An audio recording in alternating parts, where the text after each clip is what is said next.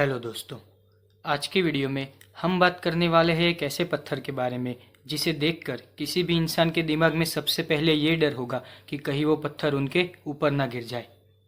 साथ ही इस पत्थर को कई लोग आस्था की नज़रों से भी देखते हैं, क्योंकि ये कोई आम पत्थर नहीं है बल्कि एक ऐसा पत्थर है जिसके पीछे एक माइथोलॉजिकल रहस्य छिपा हुआ है। अब आप में से कई लोगों को अंदाजा आ चुका होगा कि मैं बात कर रहा हूँ कृष्णास बटर बॉल नाम से प्रसिद्ध एक पत्थर के बारे में।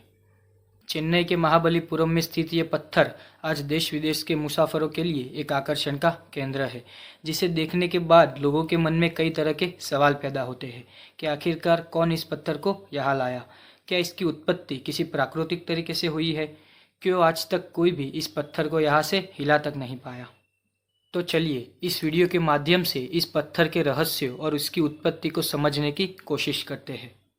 अगर इस पत्थर की उत्पत्ति के बारे में बात करें तो एक सुप्रसिद्ध कहानी ये कहती है कि जब श्री कृष्ण माखन की चोरी किया करते थे तब एक बार गलती से एक माखन का टुकड़ा उनके हाथ से गिर गया और वह सीधा स्वर्ग से पृथ्वी पर आ गिरा और सूखने के बाद उस जगह पर स्थित हो गया, जिस वजह से इस पत्थर को कृष्णास बटर बॉल के नाम से भी जाना जाता है और इसी वजह से आज तक कोई भी उसे अपने मूल स्थान से हटा नहीं पाया है। लेकिन आज के साइंस और टेक्नोलॉजी के युग में इस कहानी को पूरी तरह से सच मानना काफी मुश्किल है। जहाँ कई लोग इस पत्थर को श्री कृष्ण का चमत्कार मानते हैं, वहीं कई लोग मानते हैं कि इस पत्थर की उत्पत्ति प्राकृतिक रूप से हुई है। लेकिन अगर वैज्ञानिक रूप से देखें तो कई जियोलॉजिस्ट के अनुसार कोई भी प्राकृतिक पदार्थ असामान्य आकार के पत्थर का निर्माण नहीं कर सकते और गुरुत्वाकर्षण के नियम के अनुसार भी इस पत्थर का एक ढलान पर टिके रहना असंभव है।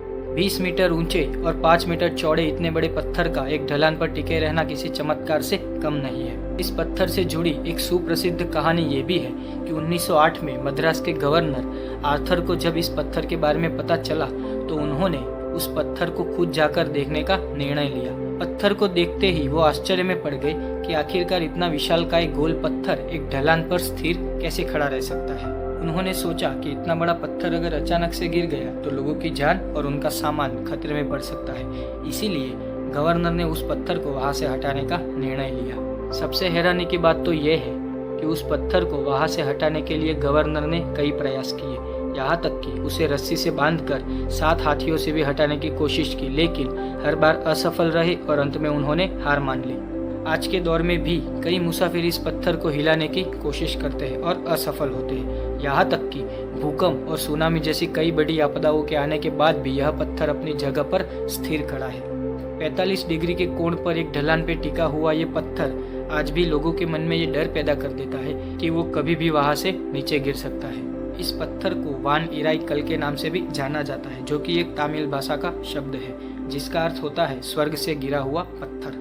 क्या सच में ये पत्थर श्री कृष्ण के चुराए हुए माखन का एक टुकड़ा है या फिर इस पत्थर का संबंध किसी बाहरी दुनिया के प्राणियों से है? कमेंट बॉक्स में अपनी राय जरूर लिखिए।